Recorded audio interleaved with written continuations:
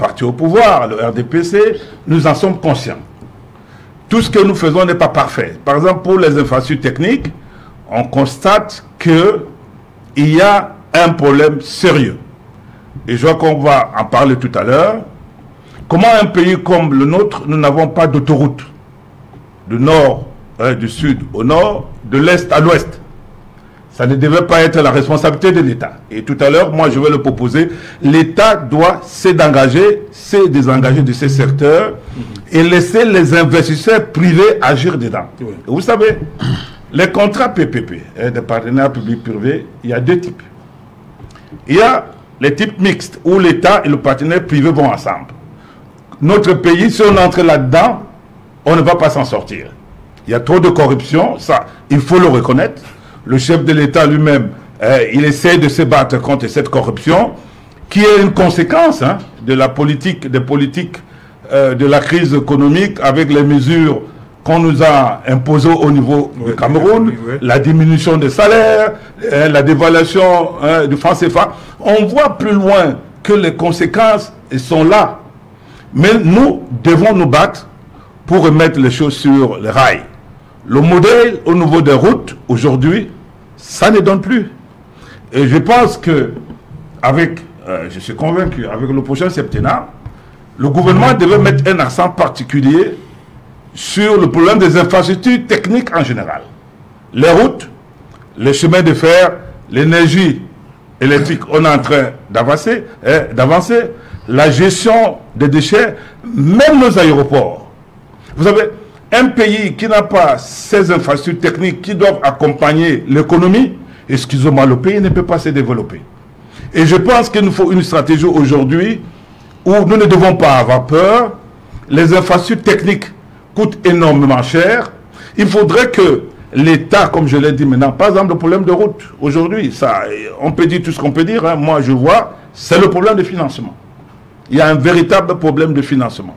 L'État du Cameroun aujourd'hui, avec la situation qu'on a, avec 3 régions qui sont sinistrées, économiquement sinistrées, et il faut ravitailler aussi, faire vivre ces régions-là, quelque part, les ressources manquent. Et avec aussi la corruption qui est en jeu, par exemple, nous avons des problèmes. Donc, nous en sommes conscients, c'est pour ça que je dis, tout n'est pas parfait. Les populations ne doivent pas penser que le gouvernement n'est pas, le chef de l'État n'est conscient. Et je crois qu'il faut prendre des mesures, c'est ce qu'on a dit, dans un pays où les infrastructures techniques, déjà on est content aujourd'hui que nos ports sont en train de se moderniser, se développer, le terrestre doit suivre. Malheureusement, ce n'est pas le cas. Les corridors, on a parlé ici pendant très longtemps, les corridors Tchad, Bangui, Douala, Bangui, Douala, Djamena, on ne peut pas continuer comme ça au fait. Et aujourd'hui, ça atteint même nos centres urbains, même la mobilité dans nos villes. On ne peut pas continuer comme ça. C'est pour cela que j'ai dit tout à l'heure. Déjà, nous avons des outils, les études ont été faites. Et il est clair, c'est ce que je dis, on va régler ce problème là-bas quand, par exemple, au niveau des autoroutes, les secteurs privés avec les PPP, là, les PPP de type concessif, c'est-à-dire l'État n'est pas acteur. Justement. Parce que dès que l'État aussi... Vous faire avec les péages Bon, voilà. Non, oui. Je pense que... Et voilà, nous avons un écart d'école au niveau du port autonome de Douala. Oui, le PAD. Je crois que le PAD, on voit là-bas comment ça marche. Il y a ce qu'on appelle, ce sont des termes techniques, les PPP à type concessif, ça veut dire que l'investisseur vient, réalise l'infrastructure, l'État ne s'y mêle pas, l'investisseur a une concession, exploite, les usagers payent, et à un moment, il s'en va. Et c'est comme ça qu'en Côte d'Ivoire, il y a les autoroutes. Et c'est ça qu'on doit faire ici. Aujourd'hui, l'État n'a plus de moyens pour tout faire. C'est-à-dire, en plus de la corruption qu'il y a dans la chaîne de tout ce qu'on connaît là, les moyens sont limités. Donc moi, je pense que ce que je peux dire aux Camerounais, nous sommes à une période bientôt, ce sont les élections, les gens ne doivent pas utiliser tout ça. Au fait, c'est pour attirer l'attention de tous les Camerounais. Nous qui voulons développer ce pays, nous devons tout faire pour que la paix règne. Parce que quand la paix ne règne pas dans le pays, le risque pays est élevé.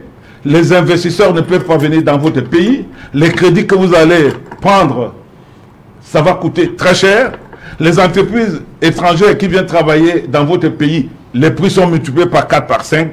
Aucun pays du monde ne peut tenir comme ça. Okay. C'est pour ça que j'ai dit tout à l'heure que le modèle a montré ses limites. Je crois que le gouvernement en est conscient, le chef d'État en est conscient, et je crois que les choses vont s'améliorer. Le prochain mandat, c'est ça? Bien sûr, au prochain septembre. Au prochain septembre, bien sûr. Zachary Ampham, est-ce que les pertes, vous voyez, on sait ce que représente la région de l'Ouest, en termes, c'est un gros bassin agricole, il faut le dire comme ça. Comment comprendre que cette voie qui est nationale soit toujours dans cet état-là? Les pertes pour les commerçants qui font cette ligne tous les jours pour ravitailler, surtout le marché Sandaga, voilà. Les pays frontaliers, Guinée équatoriale, Tchad, ça doit être énorme les pertes. Oui, Serge, pour revenir sur ce que mon prédécesseur venait de dire, il a parlé des 3 régions avec sinistre et il a eu à dire qu'il n'y a plus d'entrée là-bas. Moi, je veux lui dire que dans le secteur des transports, ces régions-là fonctionnent. Je parle en tant que syndicat des transports. Nous avons les membres qui vont de tous les points du Cameroun jusqu'à Ekok, qui est la frontière du Cameroun-Nigeria. Nous avons la Sonara qui fonctionne, c'est dans une région sinistrée. Le transport fonctionne. Moi, je dis qu'il n'y a pas les entrées là-bas, non. C'est nous qui allons même pleurer que dans une zone sinistrée dont nous prenons les risques énormes. Il y a de cela quelques mois, nous avons perdu des chauffeurs, les voitures brûlées. Mais ce que nous vivons encore plus, même de l'état des routes, Monsieur Serge Alain, c'est très grave. Il y a la multiplicité des contrôles qu'on nous fait croire que c'est une zone sinistrée. Mais ils sont là pour le raquettage d'argent avec des sommes tellement élevées. Vous voyez que dans le secteur de transport, on meurt à petit feu. C'est-à-dire vous mourrez pour l'état de route, vous mourrez aussi pour la corruption dont lui-même il venait de dire, parce que dans cette zone, que tu aies papier ou pas, il y a une somme d'argent que tu donnes. Et vous trouvez le contrôle après chaque 1 kilomètre ou 2 kilomètres. Nous avons dénoncé cela, nous avons écrit, nous avons dit, mais on continue toujours à dénoncer et tout à l'heure rassurant que si rien n'est fait, d'ici peu de temps, il y aurait un arrêt de travail dans ce côté. Revenez maintenant sur l'enjeu dont vous venez de dire en ce qui concerne la région de l'Ouest. Est-ce que tout ça ne décourage pas en fait Non, ça décourage. Vous-même, vous savez que ça décourage. L'état des routes, forcément. Ça décourage. Moi, je vais toujours dire des choses en tant que syndicat de transport que vous m'avez convié sur ce plateau. Il nous faut un premier ministre fort dans ce pays. Parce que lorsqu'on n'a pas un premier ministre fort qui ne suit pas les travaux qu'il attribue au ministre, chacun fait comme il veut. Nous sommes dans un état comme si un premier ministre n'existait pas. Dites-moi où est-ce que le premier ministre a frappé la main sur la table sur un ministre qui n'a pas exécuté ses missions. C'est le problème du premier ministre. C'est un problème. C'est un problème. Lorsque ton papa, lorsque tu es enfant, dans une concession où le père laisse n'importe qui faire comme il veut, chacun va se comporter. Le premier ministre, le père. Mais le chef du gouvernement, c'est qui? C'est lui le premier ministre. Qui note les ministres? C'est le premier ministre. Si un ministre est fautif, c'est le premier ministre qui cautionne cela. Non, nous dénonçons cela tous les jours. Pas au Cameroun. Non, attention. Monsieur Serge Alain, soyons clairs. Dr. Joseph John le chef des ministres, c'est qui? Non, ce n'est pas ça. C'est pas comme ça le problème. Non, opposons le chef des ministres, qui note les ministres, c'est qui? Donc, pour dire le ministre des Travaux publics, parce que ce qui est sur la route, si on pouvait décentraliser le problème des routes et donner ça uniquement à un ministère, la solution pouvait être trouvée. Il y a des problèmes au niveau du ministère des routes, que l'entretien de la route, le ministre des Transports, le ministre des Travaux publics ne détient pas les fonds pour entretenir. L'entretien, les fonds est plutôt dans un autre ministère. Alors lui peut avoir le souci, la volonté de le faire, mais tant qu'il n'a pas les moyens de le faire, il ne peut pas. Quand vous arrivez au niveau des stations, quand vous arrivez au niveau des stations de paysage, vous allez voir que celui qui encaisse de l'argent, il est du ministère des Finances. Quand vous arrivez au niveau des postes de péage, c'est pas le premier ministre qui a organisé celui qui encaisse de l'argent. Non, c'est pas le premier ministre qui a organisé. Non, c'est pas le premier ministre, type Dr. Joseph John Goutey, qui a organisé des choses comme ça. Vous ne pouvez pas accuser le premier ministre comme ça. Pas du tout. Vous parlez de paysage. Prenons l'image, le paysage de Nomayos, quand vous entrez à Yaoundé. Oui. Ok. les camions qui viennent de Douala, ils doivent traverser la route. Oui. Pourquoi ne pas faire des pesages des deux côtés? Parce que ça crée encore des bouchons monstres. Monsieur Pourquoi ne pas faire des pesages de chaque côté de la route? Même au niveau des échangeurs. Monsieur Serge, alors je vous comprends parfaitement. Vous savez, parfois, on a peur de citer certains noms sur les plateaux. Non, ne citez pas.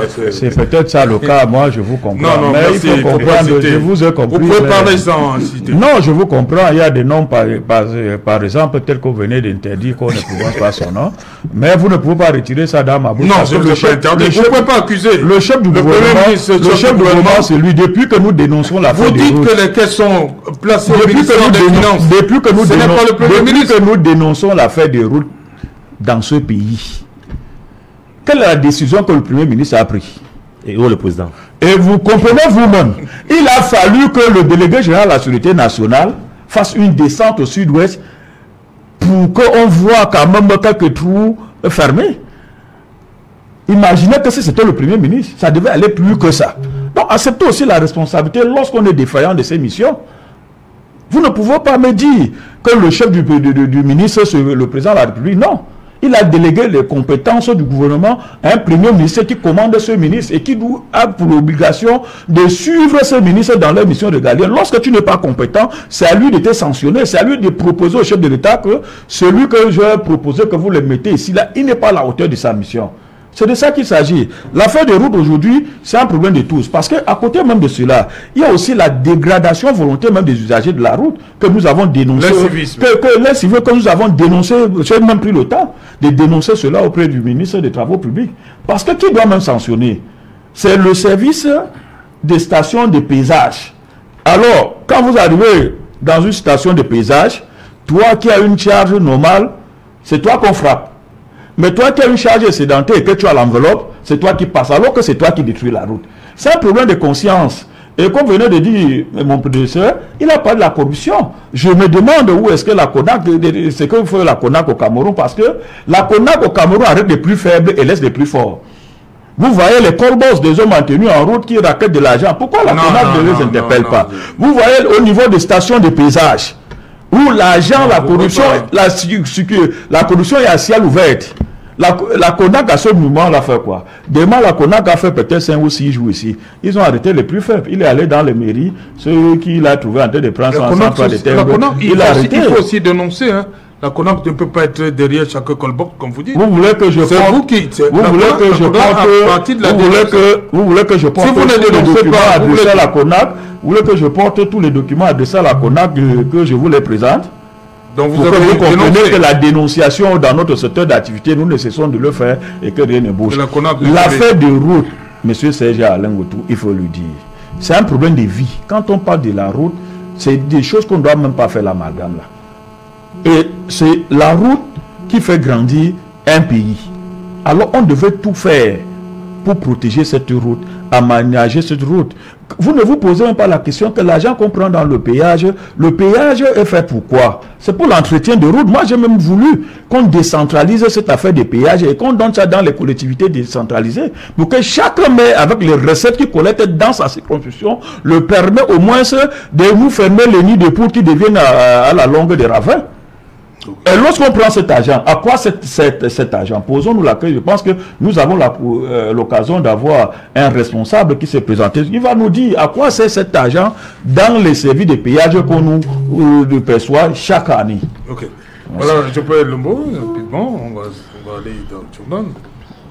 Bien évidemment, c'est Jalin. Maintenant, moi, je comprends très bien Zachary Enfam qui est pratiquement, comme en tant que pratiquant, et un tout petit peu. Il vit ça tous les jours, mais nous également, en tant qu'usagers, on le vit. Maintenant, après, ces questions sont un peu plus systémiques que ça. Moi, j'aimerais vous le dire parce qu'en réalité, il s'agit ici du modèle de l'État, modèle de gestion de l'État. Nous sommes au Cameroun dans un contexte d'hypercentralisme. C'est-à-dire tout est centralisé au niveau de Yaoundé.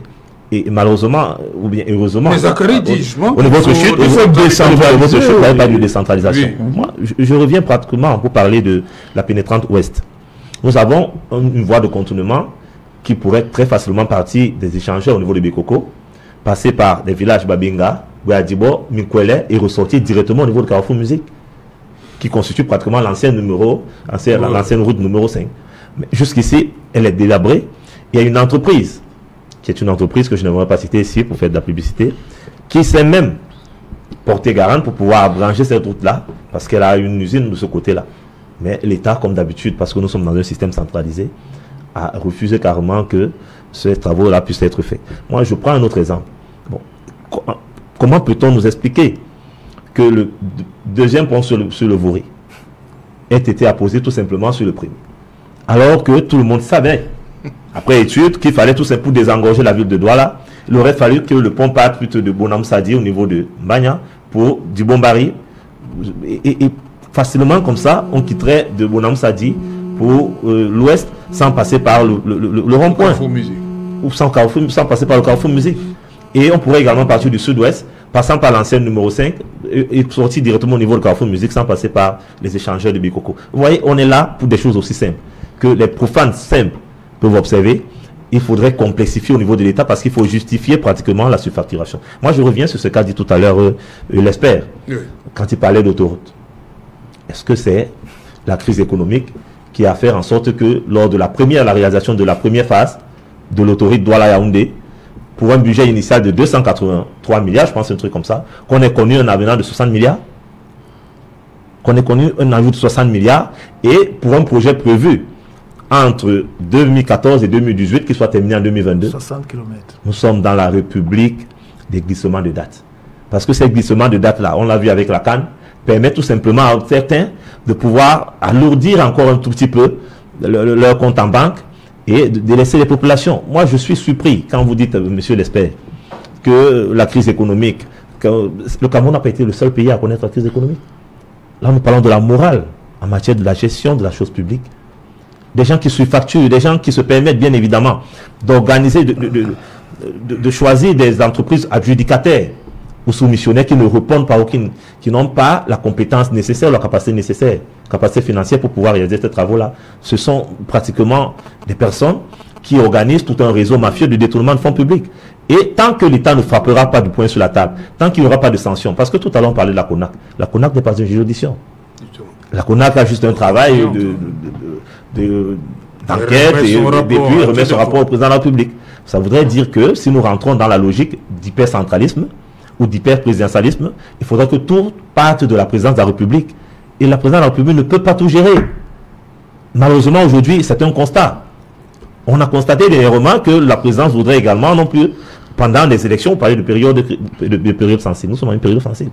Mais c'est la toute première fois au Cameroun ou dans le monde que nous constatons que pendant les élections, ce ne sont pas les candidats qui vont vers les électeurs, mais c'est les électeurs qui vont vers le candidat. On l'a vu dernièrement avec les consultations du SGPR. Comment vous pouvez nous expliquer qu'on peut mobiliser tout un pays pendant autant de jours, autant de semaines, et pourtant il y a ça demande également des budgets. Ça demande des budgets. C'est un budget pour déplacer ces gens-là, les recevoir au palais, et pourtant tout cet argent pourrait servir au moins à désengorger de nombreuses parties de notre pays. Bon, ces gens-là. Rapidement, il y a des solutions qui vont moi, je voudrais lui dire que la crise économique, avec tout ce qu'il y a eu comme mesure, ça a été catastrophique pour nous. Il n'y a qu'au Cameroun qu'on a diminué les salaires des fonctionnaires. Vous savez, mon cher ami, vous êtes en train de travailler, on dit qu'on diminue votre salaire de 2/3. Attends, mais ça veut dire qu'on veut vous tuer. On a voulu tuer le Cameroun. Aujourd'hui, il y a une conséquence. Après ces 20 ans de crise économique, tout le monde est rentré dans la débrouillardise. Vous parlez seulement du gouvernement. Je dis tous les Camerounais. Le chef de l'État aussi est victime. Nous devons nous battre maintenant, ça c'est vrai. C'est un cancer, c'est un mal qui est dangereux. La corruption, elle est dangereuse. Mais je dis ceci. Je suis venu, nous avons fait le constat. Ce que je dis, ce que nous sommes en train de vivre, nous tous, nous le vivons. Tout ce que le RD, ou bien le gouvernement, avec le parti qui est au pouvoir, le RDPC, bien sûr. D'accord, nous devons nous améliorer. Tout n'est pas parfait, surtout dans ce domaine des infrastructures techniques. Et c'est que je suis en train de vous dire que le chef de l'État, ça c'est ce que je vous dis, c'est pas de bluff. Hein. Il y a eu les études qui ont été faites dans toutes les régions et au niveau national. De façon que, je crois, les prochaines années, vous allez voir comment ce pays sera transformé. On n'a pas aujourd'hui, on a vu que, c'est ce que je suis en train de vous dire, que c'est vrai, il y a beaucoup de choses, mais il y a aussi les moyens qui manquent. Quand vous me dites que... Les moyens manquent? Oui, il y a aussi les moyens qui manquent. Quand vous avez 3 régions économiquement sinistrées, Saint-Jalin, c'est sérieux. On ne peut pas dire que c'est quoi. En fait, c'est pour attirer l'attention des Camerounais, pour leur dire que, attention, l'insécurité, quand la paix est menacée, ça coûte cher au pays et les conséquences peuvent être graves. Okay. Même les élections qui arrivent là, nous devons le comprendre. C'est-à-dire, si nous voulons faire améliorer les conditions de vie de nos compatriotes, Serge, nous devons faire très attention. Il faut qu'il nous explique bien, parce que dire que les 3 régions ne fonctionnent pas, moi je parcours toutes les régions, je vois comment le service administratif fonctionne, je vois comment tout est en marche là-bas, je ne sais pas. Est-ce qu'il y a un arrêt là-bas pour vous que l'économie ne fonctionne pas? Je ne sais pas. Parce que vous allez demander aux gens. Si vous voulez, j'appelle même mes membres maintenant en Kumbu. Si vous voulez, j'appelle à ECOC, ça fonctionne. Non, c'est une image. Le préfet là, les sous-préfets sont là, les entrées entre, le transport fonctionne. Quand vous dites que ça n'entre pas, qu'est-ce qui n'entre pas? Expliquez-nous que telle chose qui ne fonctionnait pas là-bas, c'est un arrêt qu'on a fermé pour dire que les choses marchent. Idriss, cette période-ci, il y a cette grogne-là, les populations se plaignent, l'État, les routes, la voirie, prenons le cas de la ville de Douala, ça ne va pas. Est-ce que c'est, en ce moment-ci, est-ce que ça